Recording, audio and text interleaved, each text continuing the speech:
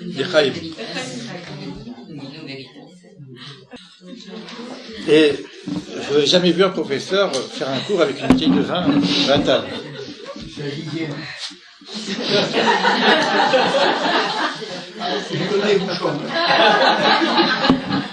Alors, normalement, comme vous êtes venu pour écouter le sod, c'est le vin qui fait sortir le sod. C'est la même gematria, sod. Vous pouvez me répéter, monsieur Bien, vous avez dit, en tant que consonne, il représente. Elle va dire quelque chose que j'ai dit. J'aimerais bien savoir ce que j'ai dit. Attendez. Non, mais ça m'intéresse beaucoup. Alors, en tant que consonne, il représente le divin, et en tant que voyelle, il représente lui-même. Oui. Or, il ne prend son sens de voyelle que s'il y a quelque chose devant lui. On ne dit O ou U que si, par exemple, devant, il y a Aleph. Donc, j'ai dit ça, moi? Non, c'est moi qui le dis. Bravo. C'est moi qui le dis. C'est super. Puisque on ne peut dire O et OU que s'il y a Aleph devant. C'est super. Vous avez été plus loin que moi encore. Bien. En tant que voyelle, il ne peut s'exprimer que s'il y a une consonne. Et la consonne ne peut s'exprimer que s'il y a une voyelle. Et voilà que si le vav joue ce double rôle. Donc c'est et humain et divin. Vous êtes tous des vaves et vous êtes faits à l'image de Dieu. Et l'image de Dieu qui représente votre présence ici dans ce monde, c'est le vave. C'est une aide de Dieu, une aide divine, une aide du tétragramme divin, c'est le vave. Et ce que Dieu nous demande, en tant que vave, c'est être des reliants, des liants, relier les choses entre elles. La relation. Je n'existe que dans la relation face à l'autre. Ce qui est très intéressant. Mais dans le divin, le vave, qu'est-ce qui relie? Deux hé. C'est énorme. Yod, Ke, Vav, He. Le nom qu'on ne peut pas prononcer, le nom de Dieu. Soit tout le monde me regarde, tout le monde m'écoute, comme si je devais dire des choses très importantes. Pourtant, je dis n'importe quoi.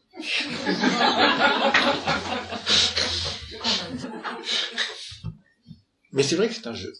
C'est vrai en même temps que c'est un jeu. Ça s'appelle, c'est pour toi ça, pour au moins tu comprennes quelque chose. Ça s'appelle le jeu du jeu. Jeu, J-E-U, du jeu, J-E. Parce qu'on se prend tous au jeu. Mais c'est un jeu, quoi. Non. Excusez-moi. Mais... Dieu joue. Dieu joue. Il joue. Il joue. Il ne joue peut-être pas au dé, mais il joue d'un jeu spécial, croisé, tout ça. Un jeu de mots, mais pas un mot croisé. Il joue au jeu du jeu. Il joue au jeu du jeu. Il joue au jeu du jeu. C'est-à-dire que le problème, c'est je suis. J'ai l'impression d'exister en tant que je. Et on avait déjà vu avec le Aleph, comment basculer du je, Ani, au Ain. Rien. Ça nous ramène au Vav. Le Vav, occulté de Rabbi Akiva. Il n'a qu'un rôle. Il n'a pas le rôle d'exister pour lui-même. Il a le rôle de relier les choses. C'est pas n'importe quoi comme rôle. En plus, dans le nom divin, il relie les deux hé. Pourquoi deux hé dans le nom divin? Il n'y a pas un kabbaliste parmi nous qui peut nous aider? Alors, le premier hé, il est où? Le hé d'en haut. Les deux hé sont féminins. Pour vous aider. Alors, sur notre compte de la semaine dernière. C'est le cours de la semaine dernière. Merci. Vous avez pris des notes. Alors, le premier, c'est où? Quel séphira correspond au premier hé? En haut, c'est Bina. Bina. Bravo. Et après, Malkout. Et Malkout. On applaudit. Bina et Malchut. Yud, He, Vav, He, Yud, Chochma, He, Bina, Vav, la colonne vertébrale, les 6 séphirotes, He, Malchut, la séphira d'en bas. Le Vav, qui est toute l'organisation humaine, et ce qui va relier l'intelligence de Bina, le discernement, de la Malchut, de la réalisation dans ce monde. Malchut. Ce monde est un monde intermédiaire. Il est là pour pouvoir faire ce lien entre le monde d'en haut et le monde d'en bas, comme tu l'as dit, Simon. Ça revient au cours qu'on a fait au départ, pour ceux qui étaient là, sur les séphirotes. Le monde Bina, c'est le monde d'en haut. Mais c'est le monde du discernement. C'est pas Chochma, hein. C'est le discernement. Chochma, c'est le Yud. Et 6, c'est la valeur 6. On a bien 6 séphirotes intermédiaires entre Bina et Malchut, et qui fait que la présence divine dans ce monde qui est Malchut, qui n'est pas encore dévoilé, va être dévoilé par un flux divin, mais un flux humain aussi, Vav. C'est-à-dire que c'est nous, les hommes, les êtres humains, les femmes, qui ont la potentialité de faire descendre l'influx d'en haut vers le bas et de faire que Dieu soit maître de ce monde, roi du monde, Malchut, présence divine dans ce monde. Notre rôle à nous, c'est d'introniser le divin. C'est le Vav. Il n'existe pas pour lui-même, il n'existe que pour introniser le divin. C'est vraiment Purim. Dans ce monde où Dieu n'est pas apparent, où on n'en voit pas Dieu, Dieu n'est pas existant, le Vav va introniser le divin, va montrer qu'il y a dans cette histoire humaine un Dieu caché qui n'est pas révélé, et nous devons le révéler. Mais pour le révéler, ça passe par Bina. Mais Bina, c'est pas une spiritualité complètement édulcorée de violon et de musique. C'est le discernement, c'est l'intelligence. Ça veut dire que le rôle du Vav, c'est de rendre intelligent la présence divine dans ce monde. C'est pas une spiritualité édulcorée d'une façon complètement évaporée où on ne sait pas de quoi on parle. C'est-à-dire que de faire en sorte que l'humain que nous sommes, où on a besoin d'un raisonnement, d'une compréhension, je vois ce monde, il est complètement désordonné, je ne comprends pas ce monde, je ne comprends pas Dieu dans ce monde, où est Dieu dans ce monde? Eh ben c'est par là, la Bina, le discernement, l'éclaircissement, la compréhension, l'intelligence que je veux faire montrer au monde que Dieu existe. C'est énorme. C'est énorme ce qu'on nous demande. C'est ça le rôle de l'humain. Je trouve ça énorme. Donc ça revient à la notion de construction. Ça revient à la construction du Bina. Bina, c'est les notes, construire. C'est énorme parce que je sais que l'intelligence humaine est dépassée. Et on nous demande presque l'impossible. Les avines. Bina, c'est la avine, comprendre. Pas simplement croire. C'est-à-dire c'est une croyance qui est construite. Il faut que ce soit une croyance qui soit construite. Bina. Binot. Banot, c'est la même racine. Construire. D'ailleurs, c'est dit dans le texte, les dernières des phrases qu'on lit dans la prière, Altikre banair elo bonair. Ne lis pas mes enfants, mais mes constructeurs. C'est la même racine, bonnet. Bina. Donc la colonne vertébrale de l'organisation des séphirotes, c'est le Vav, c'est les séphirotes intermédiaires, c'est l'organisation de ce monde, c'est la gestion de ce monde, où il y a un partage, c'est ça le Vav, un partage entre la dimension divine et la dimension humaine. C'est-à-dire que Dieu intervient, il est caché, mais moi je lui donne du sens, je lui donne un son, je deviens voyelle. Le Vav divin, je l'exprime et je participe. C'est-à-dire que la façon dont Dieu manifeste dans ce monde, je joue mon rôle en tant qu'humain et je donne du sens, du son à la participation divine, de façon à ce que la royauté Malkout puisse exister. Je sais pas si c'est clair ce que je dis. On dévoile le sol. Hein? On dévoile le sol. On dévoile le sol. On dévoile le sol. C'est pour ça, c'est pour rien. C'est pas du rationalisme aristotélicien. On est dans une autre forme de rationalisme. Le système rationnel qu'on nous a appris est un système qui nous enferme dans une relation de cause à effet. C'est-à-dire qu'il y a toujours une cause et un effet. Le système de la Bina n'est pas de l'ordre du système grec, de la logique grecque. Mais c'est quand même logique. On est, voilà. C'est une non-forme. Le système, la systémique pour ceux qui connaissent un peu les ressources humaines.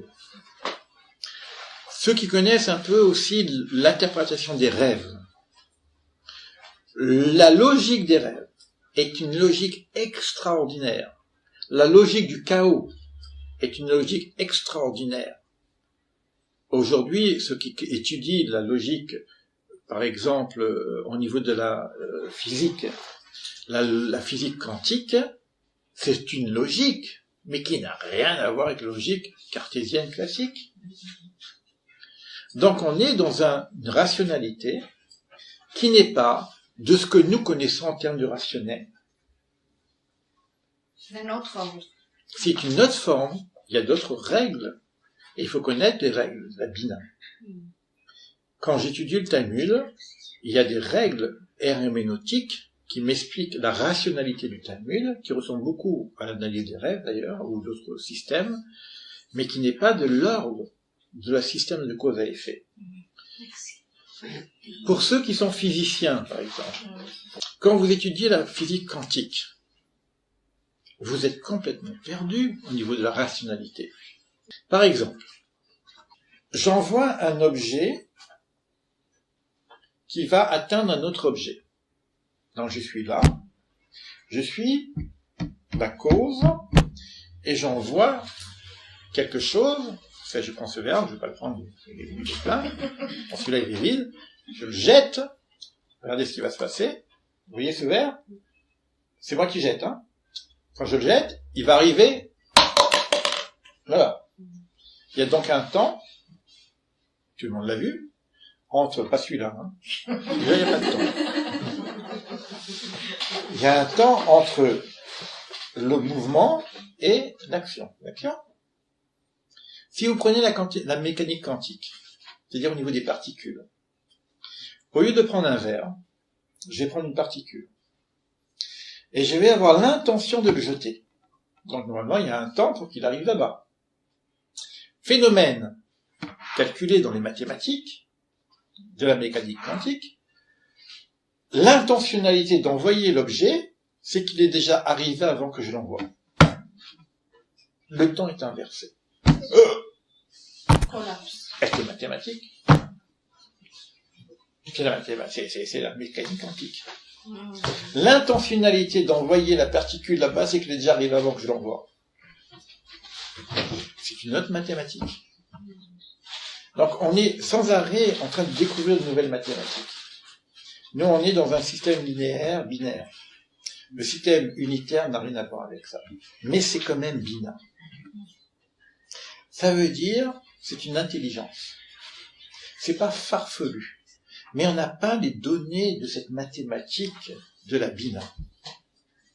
On a des données de la mathématique ici, de ce monde-ci, mais on n'a pas les données exactes. Le Vav est celui qui est capable de relier la mathématique classique de ce monde-ci et la mathématique métaphysique du monde d'en haut. Le Vav est celui qui est capable de vous expliciter d'une façon cohérence, qu'est-ce qui se passe dans un monde métaphysique et dans le monde physique. C'est le lien. C'est pas que celui qui est dans la mathématique aristotélicienne a faux. C'est qu'il y a un lien entre les deux mondes. Entre le monde physique et le monde métaphysique. Et le Vav ne peut pas être explicité dans le Rabbi Akiva. Parce qu'il est et divin et humain. Il n'a pas de rôle autre que de relier les choses. Ça, c'est ma découverte. L'Echaïm. J'adore les lettres.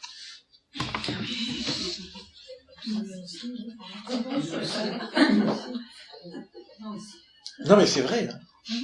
Mais je suis en train, vraiment, je suis reconnaissant. Parce que ma tchouva, elle vient par les lettres. C'est les lettres qui m'ont ramené à ma tradition. Et je suis en train de prendre conscience que les lettres, c'est l'être qui fait être. Quand on dit que Dieu crée par les mots, le verbe, or les verbes, c'est un davar, c'est constitué de lettres. Donc la science des lettres, c'est la science de l'essentiel qui fait être. C'est énorme. Les lettres, c'est pas simplement des lettres pour construire des mots. C'est-à-dire qu'on peut utiliser les lettres comme cheminement de découverte de soi-même.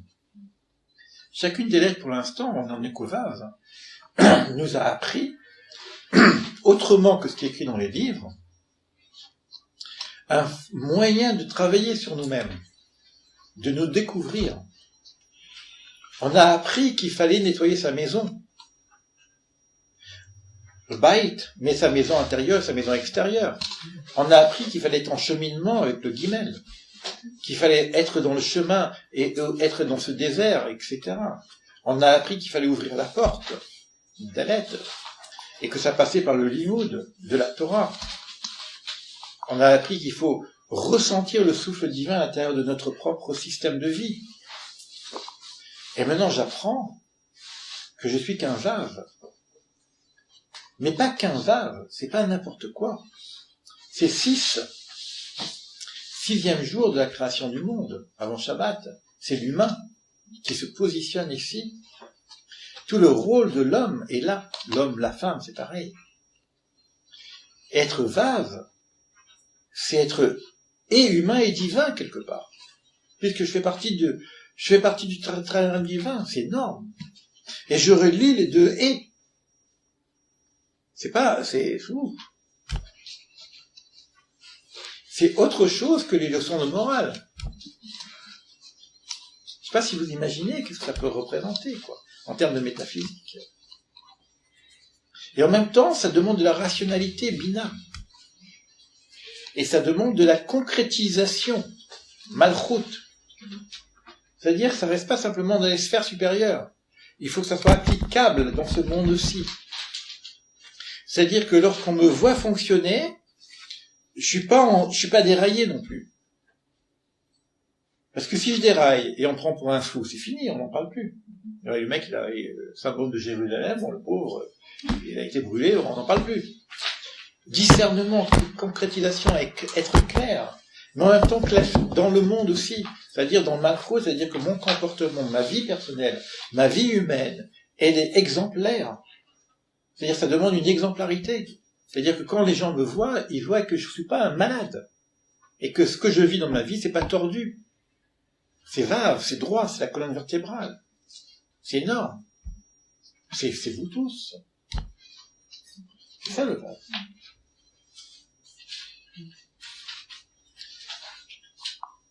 C'est très difficile. C'est très difficile par rapport aux gens qui nous entourent, par rapport à notre famille déjà. Mais c'est très difficile par rapport à vous-même. Laisse tomber les autres. Excusez-moi. Excuse-moi. Je te tutoie, parce que là on est dans une relation directe. Par rapport à nous-mêmes. Non, c'est pas difficile par rapport aux autres. Les autres, c'est pas difficile par rapport à toi. La lutte, c'est vis-à-vis de toi-même. Parce que l'effet d'écho que les autres nous renvoient, c'est évidemment nouvelle. C'est difficile par rapport au sentiment que je pourrais avoir par rapport aux autres, donc c'est par rapport à moi-même. On a beaucoup de travail à faire. En éco-vave. En éco-vave. C'est pas fini. Il y a le zain, il y a le chet, il y a le tet, il y a le yud, il y a le kaf, il y a le lamed. On a encore beaucoup de travail. Aujourd'hui, on est au vav. On n'y arrive pas. On n'y arrive pas. Je veux bien accepter qu'il y a des difficultés. Je suis conscient, malgré ce que je joue le jeu vraiment, je fais la fête de Pourim. Pour moi, c'est extrêmement important. Je crois que Pourim, c'est, pour moi en tout cas, une des fêtes les plus importantes. J'ai fait tchouva avec Pourim. J'ai fait tchouva pour revenir, je suis revenu grâce à Pourim. Donc je dois continuer à jouer le jeu de Pourim. Je peux pas, à Pourim, être simplement normal. La normalité, elle est très difficile. C'est le problème du travail, des machins, des problèmes, tout ça, tout ce que tu dis. Bon, ok, d'accord. Là, je vous donne un truc. C'est au-delà de la normalité. Maintenant, il faut y arriver. C'est pas fini. Il faut y arriver. Il faut se battre. Il faut se battre. Il faut des armes. C'est la semaine prochaine. Le Zayn. Le Zayn, c'est une arme. Si j'ai pas le Zayn, ce que je vous ai raconté, on n'y arrive pas. C'est pour ça qu'il faut le Zayn. Il faut dépasser le Chet. Il faut renaître du tête. Il faut redevenir Yud. Donc c'est pas fini. On est Kovav. On est Kovav. Pour l'instant, on est dans un enseignement. Évidemment, j'ai l'humilité de vous dire que moi, je ne suis pas arrivé au Vav. Ni au Aleph, ni au Bet, ni au Gimel, mais simplement, j'ai des signes. Donc pour l'instant, j'étudie les signes. Après, j'ai les obstacles. Mais face aux obstacles, j'ai les armes. Donc ce que tu me dis, ce sont les empêcheurs. Et j'ai le Zayn. C'est la semaine prochaine. C'est l'arme.